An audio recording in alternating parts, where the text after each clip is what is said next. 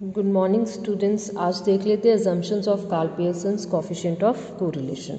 सबसे पहले हमारे पास है affected by large number of independent causes. तो पहला अजम्पशन ये है कि Karl Pearson's coefficient of correlation large number of independent causes से इफेक्ट होता है। Then cause and effect relation, जो दो वेरिएबल्स हैं उनमें कॉज एंड इफेक्ट रिलेशनशिप रहेगा। थर्ड लीनियर रिलेशनशिप्स, जो वेरिएबल्स हैं उनका आपस का रिलेशनशिप लीनियर रिलेशनशिप होगा। Now look at the properties of the coefficient of correlation. Property one, limits of the coefficient of correlation lie between -1 to +1, right. तो यानी कि -1 से +1 तक जो है, -1 एंड +1 ये दोनों खुद भी हो सकती हैं और इनके बीच में कोई भी जो है वैल्यू कोफिशिएंट ऑफ कोरिलेशन में हो सकती है। Now property two, change of origin and scale. Shifting the origin or scale does not affect in any way the value of coefficient of correlation। ठीक है, तो अगर ओरिजिन या स्केल में कोई भी चेंज आता है तो कोफिशिएंट ऑफ कोरिलेशन में कोई चेंज नहीं आता। Geometric mean of regression coefficient, geometric mean होता है r इज इक्वल टू जैसे √bxy इंटू b/x। ये bxy और b/x जो है वो जो रिग्रेशन कॉफिशिएंट्स है और इन दोनों का ज्योमेट्रिक मीन अगर हम निकालें तो वो आर कोरिलेशन के बराबर रहेगा। This is again a property जो हम आगे रिग्रेशन में यूज़ करेंगे। If X and Y are independent variables then coefficient of correlation is zero but the converse is not necessarily true. ठीक है, अगर एक्स वाई दोनों इंडिपेंडेंट हैं तो कॉफिशिएंट ऑफ कोरिलेशन जीरो होएगा, लेकिन ज़रूरी नहीं है कि इसका कन्वर्स भी ट्रू हो। प्योर नंबर आर हमेशा एक प्योर नंबर निकलेगा और मेजरमेंट्स के इंडिपेंडेंट रहेगा। मेजरमेंट्स में इंडिपेंडेंट कैसे रहेगा? सपोज मैंने दो वेरिएबल्स लिए, rainfall and wheat production. Rainfall लिया इंचेस में और वीट प्रोडक्शन लिया टन्स में। अब इंचेस एंड टन्स दोनों ही अलग अलग यूनिट्स हैं, बट आर का इस पर कोई इम्पेक्ट नहीं है। आर एक प्योर नंबर है अपने आप में। Symmetric, coefficient of correlation between two variables x and y is symmetric, तो r x y must be equal to the r/x। तो ये कोफिशिएंट ऑफ कोरिलेशन दोनों वेरिएबल्स का सिमेट्रिक रहेगा, राइट। आगे देख लेते हैं probable error of Karl Pearson's coefficient of correlation. ठीक है, तो प्रोबेबल एरर क्या चीज़ है और प्रोबेबल एरर का फॉर्मूला क्या होता है।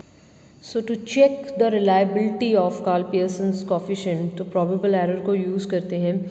ठीक है, तो प्रोबेबल एरर का जो फॉर्मूला रहेगा PE significance probable error, r is the coefficient of correlation, is equal to 0.6745.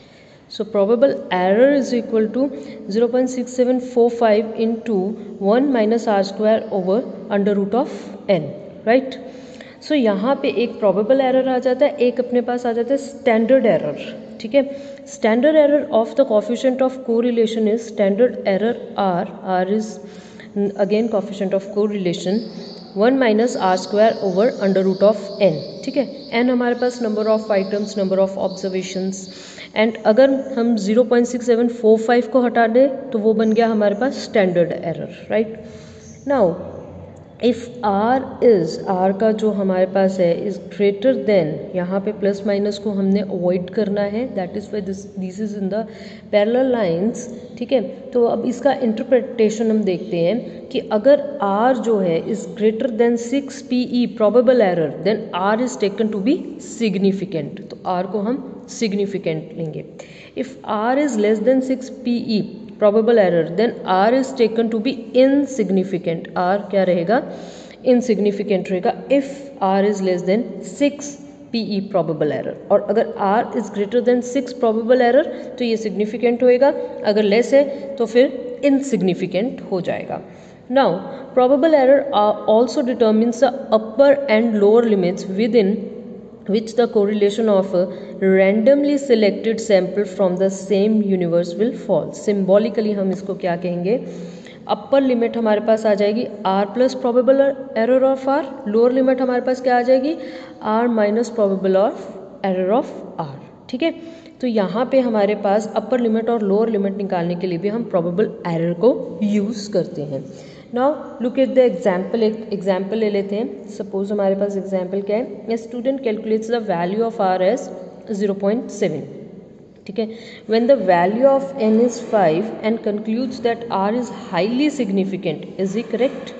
r हमारे पास आ गया, वैल्यू ऑफ n हमारे पास क्या है, 5 है। अब जो स्टूडेंट है वो कैलकुलेट करके कह रहा है कि दिस इज़ हाईली सिग्निफिकेंट। अब हम देखेंगे कि ये क्या वाकई में हाईली सिग्निफिकेंट है या नहीं है।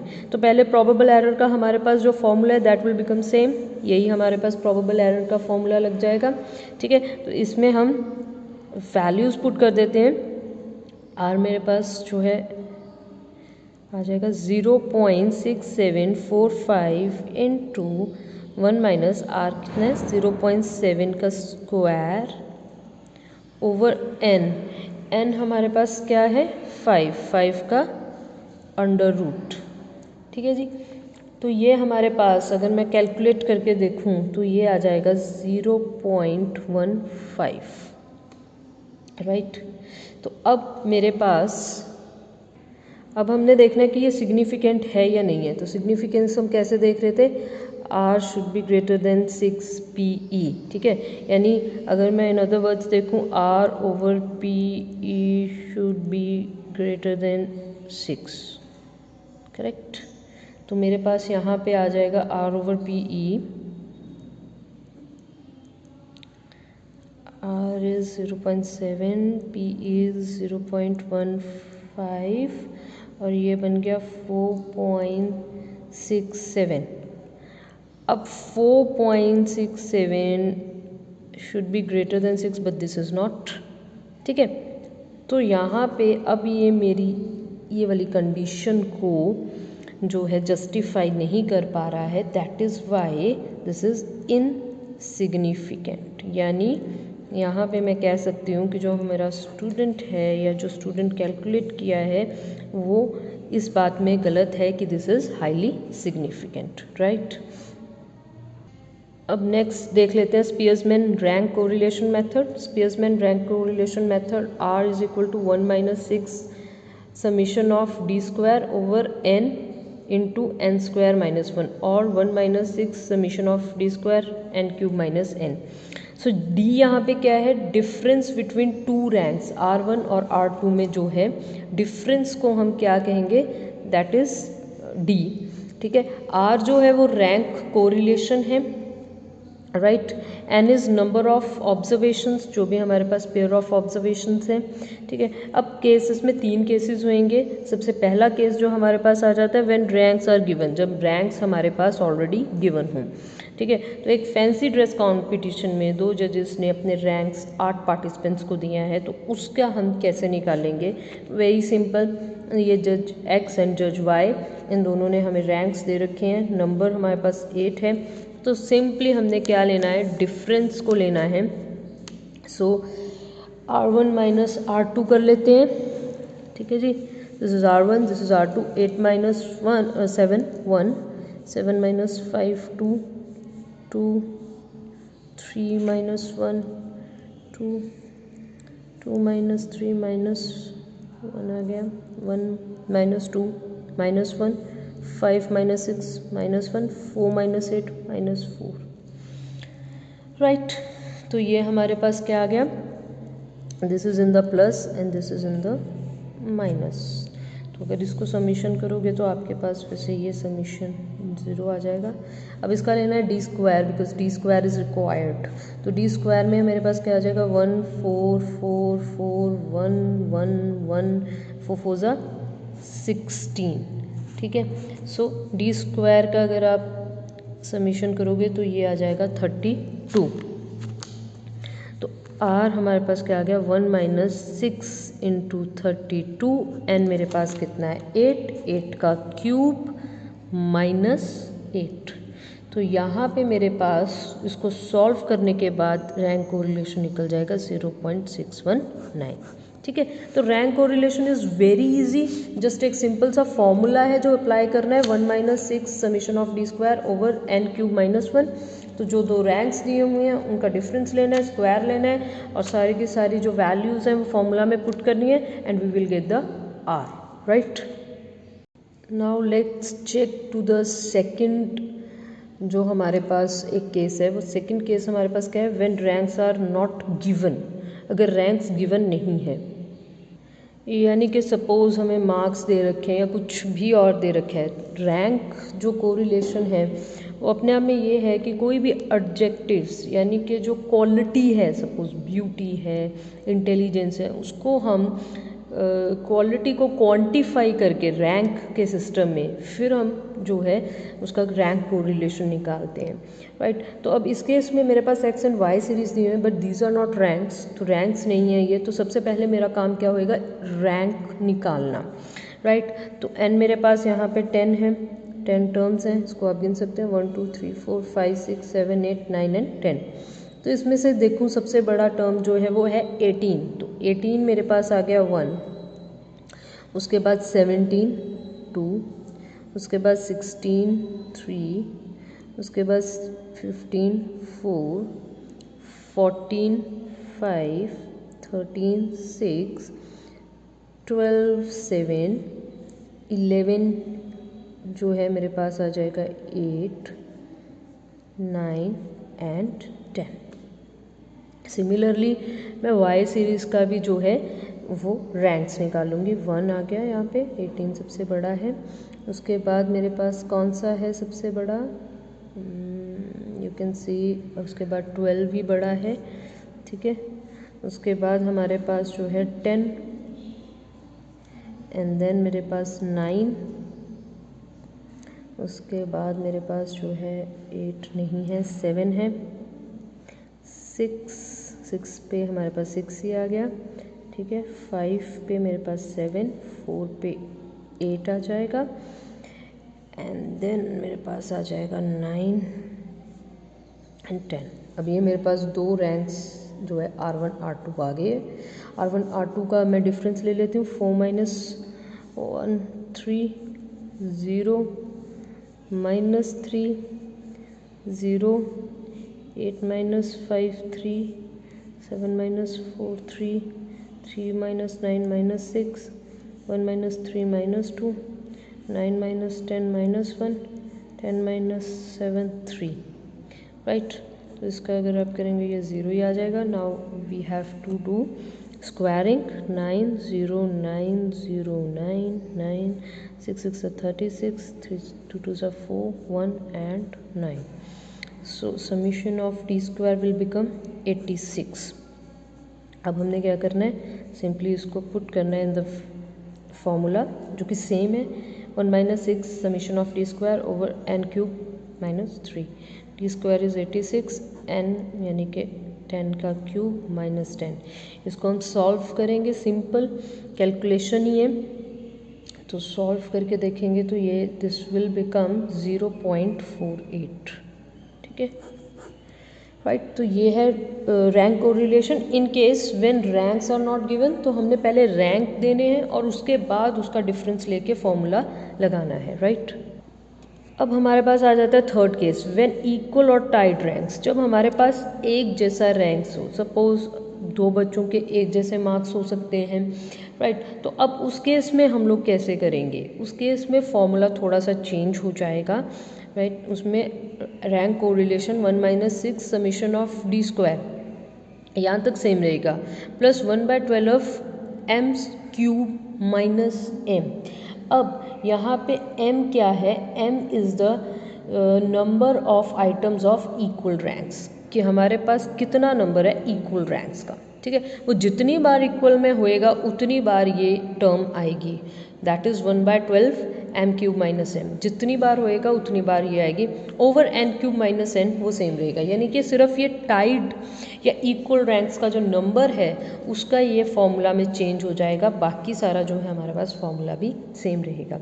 अब अगेन ये मेरे पास एक्स सीरीज़ है, वाई सीरीज़ है, मेरे पास रैंक्स अवेलेबल नहीं है, तो सबसे पहले मैं रैंकिंग करूँगी। तो रैंक में सबसे पहले हम देख लेते हैं कि सबसे बड़ा टर्म मेरे पास क्या है। जैसे यहाँ पे बड़ा टर्म मेरे पास 28 है, तो 28 का 1 हो गया, ठीक है। उसके बाद हमारे पास 28 के बाद 20 आ जाता है, तो 22 हो गया एंड देन उसके बाद 18 आ गया, 18 3 हो गया एंड देन 15 आ गया, 15 4 हो गया। उसके बाद हमारे पास यहाँ पे 2018 के पहले 16 भी अवेलेबल है, तो 16 4 होएगा, ठीक है, 15 5 होएगा, ठीक है। 15 के बाद हमारे पास 12 भी अवेलेबल है, तो 12 मेरे पास क्या हो गया 6। नाउ अब 10 और 10 ये दोनों इक्वल हैं, ठीक है, दिस इज़ द केस, ये दोनों इक्वल है। बाकी रैंकिंग तो मेरी हो गई अकॉर्डिंगली, लेकिन अब इसको कैसे रैंक करें। अब ये 7 और 8 बनना चाहिए क्योंकि 8 टोटल है, बट दोनों इक्वल होने की वजह से हम लोग क्या करेंगे, 7 + 8/2 दैट इज़ 15/2 7.5, तो दोनों को कौन सा रैंक दिया जाएगा, 7.5 7.5, ठीक है। सिमिलरली y का भी हम देख लेते हैं, तो y में मेरे पास सबसे बड़ा टर्म कौन सा है, दैट इज़ 18 मेरे पास सबसे बड़ा टर्म है। तो सबसे पहले 18, उसके बाद मेरे पास आ जाता है 16 एंड देन